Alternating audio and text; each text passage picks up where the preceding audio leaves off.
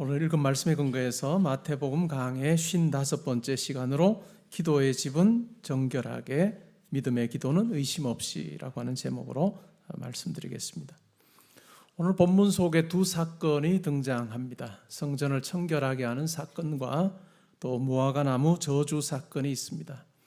우리는 이 두 사건이 별개의 사건이 아니고 함께 연결된 사건이라고 우리가 이해를 할 때 예수님께서 왜 이와 같은 말씀을 하시고 이와 같은 행동을 하셨는가라고 하는 것을 더 잘 알게 됩니다.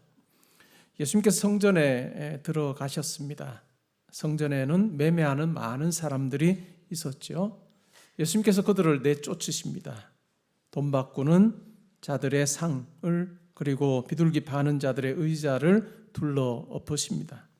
그러면서 이렇게 말씀합니다. 내 집은 기도하는 집이라 일컬음을 받으리라 하였거늘 너희는 강도의 소굴로 만드는도다 라고 그렇게 말씀하셨습니다.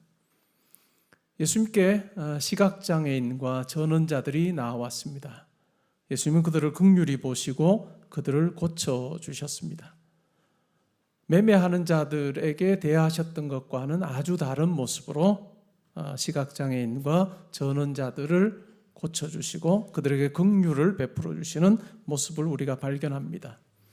아이들이 소리를 지릅니다. 호산나 다윗의 자손이여 라고 하는 소리를 지릅니다. 이런 광경을 보았던 대제사장들과 서기관들은 예수님께서 하시는 이 일이 참 이상하다라고 그렇게 생각을 했습니다. 우리말 성경에 대제사장들이라고 나오는데 이스라엘의 대제사장은 하나입니다. 한 명입니다. 예수님 당시의 대제사장은 가야바라고 하는 사람이었고 전직 대제사장은 안나스라고 하는 가야바의 장인이었습니다. 이 장인은 대제사장직에서 물러난 이후에도 사위와 함께 이 이스라엘 사회의 큰 권력을 형성하는 사람이었습니다. 그렇기 때문에 대제사장들이라고 그렇게 복수 형태로 이야기를 하고 있습니다.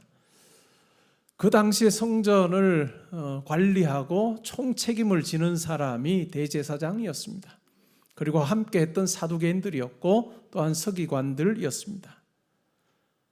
성전의 관리자, 성전을 총괄하는 자들이 바로 이와 같은 사람들인데 예수라고 하는 나사렛의 시골뜨기 청년이 와서 도무지 그들이 상상해보지도 못했던 그와 같은 일을 벌이고 있습니다. 과연 저 청년은 누구기에 우리의 허락도 없이 저와 같은 일을 행하는가라고 하는 생각이 그들 가운데 있었던 것 같습니다. 그것이 바로 이상하게 여겼다라고 하는 표현입니다. 그리고 또 분노하게 되는데 그 분노했던 이유는 바로 아이들이 호산나 다윗의 자손이여 라고 그렇게 외치는 소리를 듣고 분노했다라고 이야기합니다. 호산나 다윗의 자손이여 라고 하는 이 말의 의미가 무엇일까요?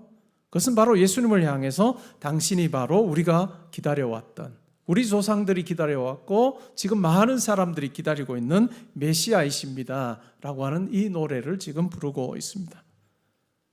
그들의 눈에는 예수는 메시아일 수가 없고 어떻게 나사렛에서 선한 것이 나겠느냐라고 하는 생각이 지배적이었던 그 당시 사회 속에서 예수는 결코 메시아가 될 수 없는, 왕도 아니요 왕의 계보에 있지도 않았고 또 제사장도 아니고 선지자도 아닌 시골뜨기 청년에게 과연 이와 같은 말이 어울릴까라고 하는 마음으로 화를 냈습니다.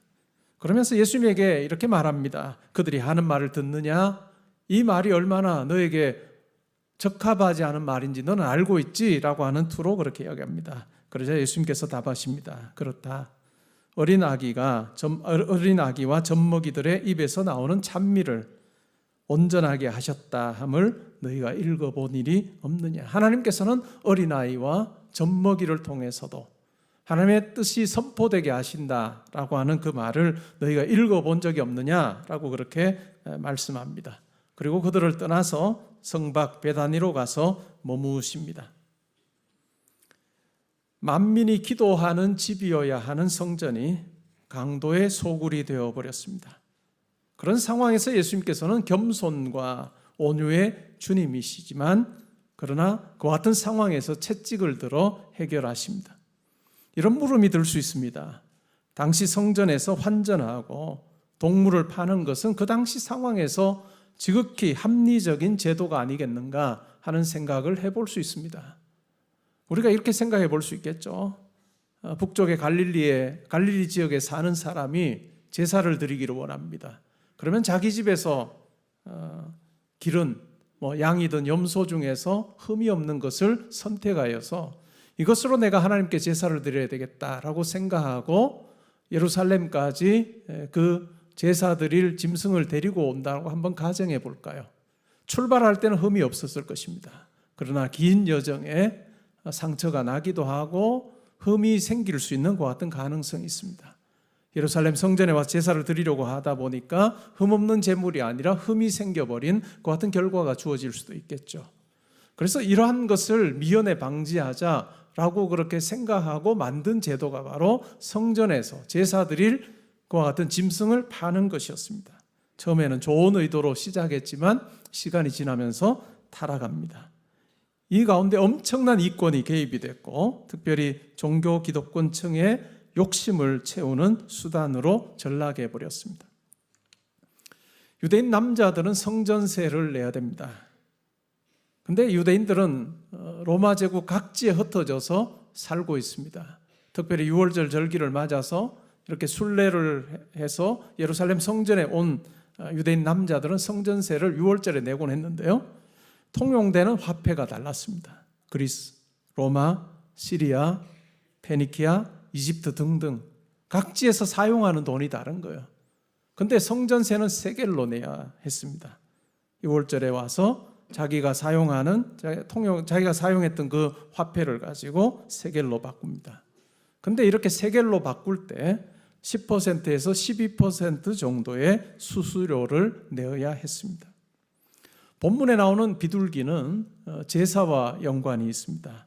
주로 가난한 자들이 드리는 제물이었습니다. 성전 밖에서 비둘기를 구할 수 있었죠. 그 비둘기를 사면서 흠이 없는 비둘기를 사려고 노력을 했을 것입니다. 그런데 그와 같은 비둘기를 사서 제사를 드리기 위해서 오면 성전에 검사관이 있습니다. 검사관이 흠을 잡습니다. 이 비둘기는 제사를 드리기에 합당하지 않다라고 그렇게 판정을 하면 그 비둘기를 가지고 제사를 드릴 수가 없습니다. 그래서 결국은 성전 안에 매점에서 파는 비둘기를 사도록 권장을 했습니다. 근데 성전에서 파는 비둘기 값은 밖에서 파는 것보다 훨씬 더 비쌌습니다. 때로는 5배, 10배를 비싸게 그렇게 부르는 것 같은 현실이었습니다. 근데 이와 같은 매매 행위를 관장하는 사람이 누구였느냐 하면 예수님 당시의 제사장 이 가야바 그리고 전직 대제사장이었던 안나스 가문이 바로 이것을 관장하고 있었습니다. 상상만 해보아도 이 성전에서 매매하는 것을 통해서 얼마나 많은 부를 획득했을까라고 하는 것을 우리는 짐작해 볼 수 있습니다. 그렇기 때문에 성전 장소는 어땠을까요? 매매가 이루어지고 있는 이 성전의 장소는 항상 다툼이 있었던 곳입니다. 시끌벅적할 뿐만 아니라 다툼이 있었습니다. 엄청난 고가의 이 짐승을 사라고 이야기하는 팔려고 하는 사람들과 도무지 내가 그 가격에 살 수 없다라고 이야기하는 사람들 사이에 흥정이 있는 곳이기도 했고 때로는 다툼도 일어나는 그러한 곳이 바로 이 성전 지역이었습니다. 그러한 모습을 보셨던 예수님께서는 강도의 소굴로 이 성전이 변해버렸다라고 그렇게 말씀하고 있습니다. 예루살렘에서 여리고로 내려갈 때 많은 강도들이 출몰을 했습니다. 예수님의 비유 중에도 나오지 않습니까? 예루살렘에서 여리고로 내려가려고 할 때 똑바른 그런 길이 아니라 구불구불한 길입니다. 앞을 보아도 저 앞쪽에 누가 있는지 알 수 없는 것과 같은 길이기도 했습니다. 그렇기 때문에 구부러진 곳에 강도들이 숨어 있다가 여행하는 여행객들의 물건을 갈취하는 것과 같은 일들이 있었습니다. 그런데 예수님 눈에는 여리고 길가의 동굴 속에 숨어 있는 그와 같은 도둑보다 더 악하고 큰 도둑이 성전 뜰에 있다라고 예수님께서는 말씀하고 있습니다. 그러면 장사하는 사람들로 북적였던 그곳이 어디일까요? 바로 이방인의 뜰이었습니다. 이방인의 뜰, 성전은 여러 구획으로 나눠져 있는데 가장 외곽 부분이 이방인의 뜰입니다. 그리고 그 안쪽이 유대인 여자들의 뜰입니다. 그리고 그 안쪽이 유대인 남자들의 뜰이고, 그리고 그 안쪽이 제사장들의 뜰입니다. 그리고 그 안에 성소가 있고 지성소가 있습니다. 성소가 있는 거죠. 이 유대인 이방인들의 뜰은 성전에서 가장 바깥 지역입니다. 그리고 이방인들이 하나님을 예배하기 위해서 나왔을 때 있을 수 있는 공간이었습니다. 유대인 여자들의 뜰에 들어갈 수도 없고, 유대인 남자들의 뜰에 들어갈 수도 없고, 제사장들의 뜰에는 들어갈 수도 없는 그와 같은, 이방인이라면 누구라 할지라도 그곳에서만 예배할 수 있는 장소가 바로 이방인의 뜰입니다. 그런데 그 이방인의 뜰이 어떻게 되어 있을까요? 온통 장사하는 사람들로 가득하고, 또한 서로 다투고 소리 지르는 그와 같은 모습들로 가득한 공간으로 전락해 버렸습니다. 하나님을 예배하는 것은 불가능해졌고, 하나님께 기도하고 묵상하는 것은 이제는 도무지 상상도 할 수 없는 그런 어떤 형편, 그것이 바로 예수님 당시에 이 성전의 모습이라 할 수 있습니다. 그것은 유대 종교 지도자들이 사욕을 채우는 곳이었습니다. 두 번째 사건, 무화과 나무 사건입니다. 이른 아침에 예수님께서 성으로 들어오실 때 무화과 나무를 보셨습니다. 굉장히 시장하셨죠. 길가에 있는 한 무화과 나무를 보시면서 혹시 열매가 있을까 하여 가보았지만 잎은 무성한데 열매는 찾을 수가 없었습니다. 예수님께서 그 나무에게 이렇게 말씀합니다. 이제부터 영원토록 내가 열매를 맺지 못하리라 라고 그렇게 말씀하시자 무화과 나무가 곧 말랐습니다. 철학자 버트란드 러셀의 경우에는 자기가 기독교를 믿지 않는 이유를 여러 가지를 대는데 그 중에 하나가 바로 이 사건입니다. 예수라고 하는 이 청년이 자기의 배고픔을 해소하기 위해서 나무로 가서 열매를 구했지만 열매가 없음을 보고 저주한 이 사건이야말로 도무지 내가 이 청년을 내가 주로 그리스도로 받아들인다라고 하는 것은 불가능하게 만드는 사건이다라고 그는 그렇게 생각을 했습니다. 그렇게 생각할 만한 여지도 있을지도 모르겠습니다. 그러나 예수님께서 그렇게 행동하셨던 의도를 알면 예수님께서 말씀하신 것이 바로 이런 의미구나 하는 것을 우리가 깨닫게 됩니다. 마가복음의 같은 사건을 다루고 있는 그 본문에서는 이렇게 말합니다. 무화과 나무의 열매가 열릴 시기가 아니었다. 왜 그러면 무화과 나무의 열매가 열릴 시기가 아닌데 예수님께서는 가셔서 열매를 찾으셨을까요? 무화과 나무는 독특한 면이 있습니다. 보통의 나무는 잎이 나고 꽃이 피고 열매가 맺힙니다. 그런데 무화과 나무는 꽃이 없습니다. 잎이 나면서 열매가 맺히는 그 같은 형태로 이 무화과 나무 열매가 맺힙니다. 6월에서 7월이 무화과가 잘 익는 시기라고 해요.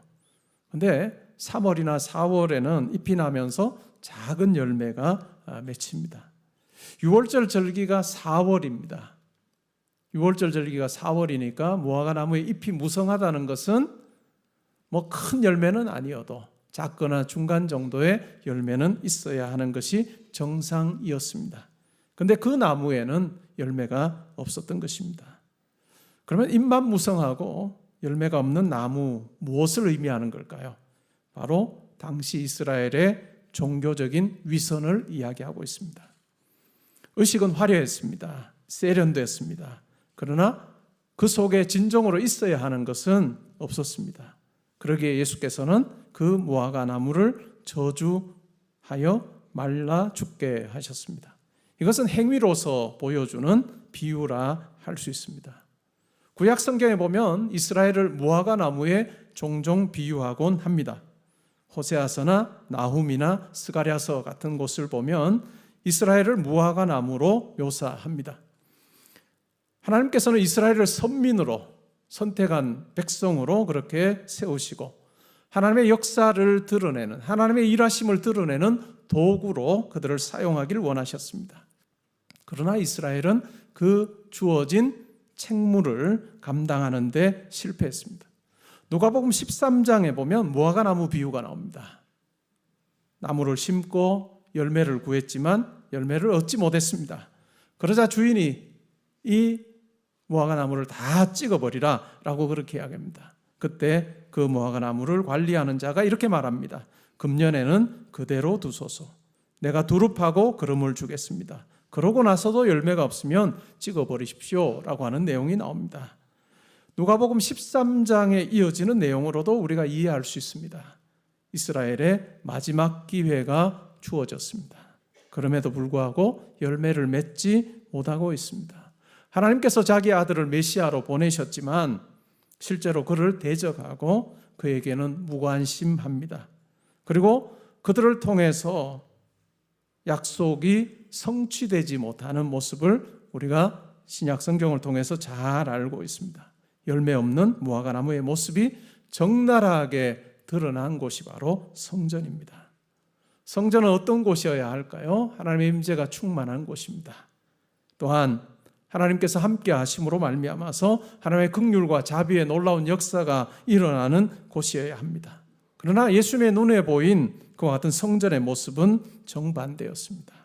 하나님의 자비와 긍휼, 기도가 살아있어서 하나님의 놀라운 역사를 경험하는 그와 같은 생생한 하나님을 만나는 체험의 자리가 되어야 할 성전이 사리사욕을 채우는 다툼의 자리로 전락해버리고 말았습니다. 이러한 입만 무성하고 열매는 없는 그와 같은 위선적인 이스라엘의 종교적인 영적인 상태, 그것에 대해서 예수님께서는 아주 분명하게 경고하시고 심판하는 그 같은 내용이 나오고 있습니다. 그리고 성전이라고 하는 곳에서 이스라엘의 부패함이 가장 극명하게 드러나고 있음을 보신 예수님께서 성전 청결 사건을 행하셨습니다. 우리의 예배의 자리, 우리의 신앙생활의 자리에 이제는 예루살렘 성전을 통해서 하나님께 나아가는 것이 아니라 우리를 위해서 자기를 내어주심으로 예수 그리스도의 그 피 흘림과 예수 그리스도께서 우리를 위해서 십자가에서 죽으신 그 죽음을 통해서 우리가 하나님께로 나아갈 새로운 살 길이 열렸다라고 그렇게 이야기를 합니다. 그래서 히브리서 4장 16절에서는 이렇게 말합니다. 그러므로 우리는 긍휼하심을 받고 때를 따라 돕는 은혜를 얻기 위하여 은혜 보좌 앞에 담대히 나아갈지니라 라고 그렇게 이야기하고 있습니다. 우리가 하나님 앞에 나아갈 때 예수 그리스도를 힘입어 하나님 앞에 나아갈 때 하나님께서는 우리의 아버지가 되시고 또한 하나님께서 자기의 지혜와 능력으로 우리의 삶에 함께해 주십니다. 우리가 하나님을 만나려고 할 때 우리 가운데 꼭 필요한 것이 있습니다. 그것은 바로 내려놓음입니다. 포기하는 것입니다. 이 세상을 향한 자기의 욕심을 내려놓고 이 세상이 전부라고 생각하는 그와 같은 것도 내려놓고 내가 물질이 있으면 또한 여러 가지 명예가 있으면 또한 내가 건강하기만 하면 내 삶에 여한이 없다라고 생각하는 그 세상적인 생각을 내려놓고 하나님을 만난 그 기쁨과 감격을 가지고 내가 어떻게 하면 하나님을 위해 살 수 있을까 고민하는 것, 그것이 우리 가운데 필요합니다. 우리 신앙인으로 살면서 어떤 사람이 참 불행한 사람일까요? 젊었을 때는 나는 하나님을 위해서 무엇인가 할 수 있을 것이다 라고 말만 하는 사람입니다. 시간이 지나서는 나는 하겠다고 하면 언젠가는 무엇이든지 할 것이다 라고 생각하며 삽니다. 그리고 생의 마지막에 내가 하나님을 위해서 무엇인가 할 수 있었을 텐데 라고 후회하는 삶, 그 같은 삶은 참으로 지혜로운 삶은 아니라고 생각이 됩니다. 여러분의 모습은 과연 어떠한지 살펴보시면 좋겠습니다. 과연 입만무성한 나무와 같은 모습으로 살고 있지 않은가? 그 모습은 하나님을 섬기는 것 같지만 과연 실제로 하나님을 섬기는 자로 살고 있는지 돌아보면 좋겠습니다. 여러분 예배 자리로 나오실 때 그냥 몸만 오시지 말고 여러분의 마음으로 하나님을 예배하는 자로 하나님 앞에 계실 수 있기를 바랍니다. 여러분이 교회 안에서 교회 밖에서 섬길 일들이 있습니다. 예수를 위해서 또 하나님의 이름으로 섬기는 그 같은 여러분 마음속에 내가 이 일은 하나님을 위한 일이다 라고 생각하는 섬김이 있을 것입니다. 근데 겉모습으로만 섬기지 말고 항상 여러분의 마음에서부터 우러나는 섬김이 되면 좋겠습니다. 물질을 드리는 것도 마찬가지입니다. 참으로 얼마나 노력하고 수고해서 얻은 물질입니까? 이것을 헌금으로 올려드리는 것 보통 각오로는 되지 않습니다. 그러나 헌금을 드릴 때도 그냥 드리지 말고 여러분 마음에서부터 고백하며 드린다면 하나님께 참 기뻐하시는 그와 같은 헌금이 되고 섬김이 되고 예배의 자리가 되리라 믿습니다. 결국 예수님 보시기에 위선적이었던 종교 지도자들, 많은 유대인들의 경우에는 위선이 문제였습니다. 위선은 항상 사람에게 관심이 쏠립니다. 구제를 해도, 헌금을 해도, 금식을 해도, 말씀 묵상을 해도 내가 그렇게 하고 있다는 것 사람들이 인정해 주기를 원하는 마음으로 그렇게 삽니다.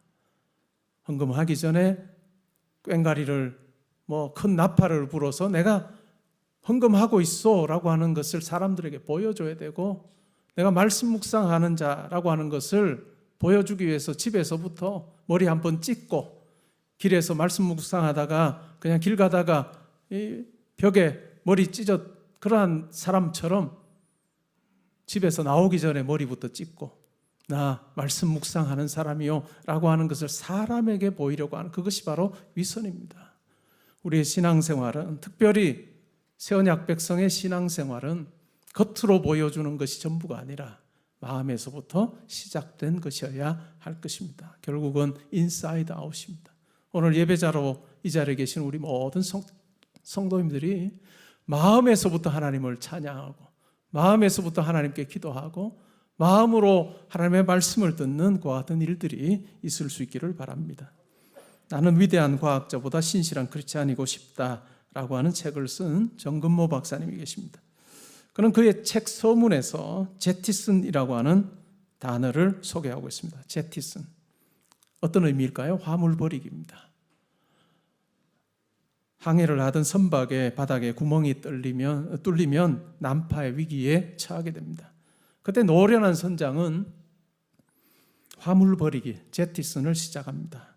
화물을 바다에 던져서 배의 무게를 가볍게 하고 속도를 높이기 위해서 그렇게 합니다. 그때 무엇을 버려야 할지를 결정을 합니다. 가장 무거운 것, 그리고 가장 무가치한 것, 없어도 되는 것 버리기 시작하는 것이죠. 우리 인생에서도 제티슨이 필요할 것입니다. 많은 사람들은, 믿지 않는 많은 분들은 물질을 움켜쥐면 내 인생 든든하다고 생각합니다. 그리고 어떻게 해서든 그냥 명예를 얻으면 내 인생이 좋을 거라고 그렇게 생각하며 삽니다. 근데 우리 성도에게는 때로는 그것이 제티슨이 되어야 될 것입니다. 내가 하나님을 위해서 내가 움켜쥐는 것을 내가 포기하고 하나님 나라를 위해서 내게 주신 이 땅에서의 삶을 제가 잘 사용하겠습니다 하는 마음으로 우리가 사는 것이 필요합니다. 우리가 그러한 모습으로 살 때 비로소 천국은 내가 가고 싶은 곳이 될 것입니다.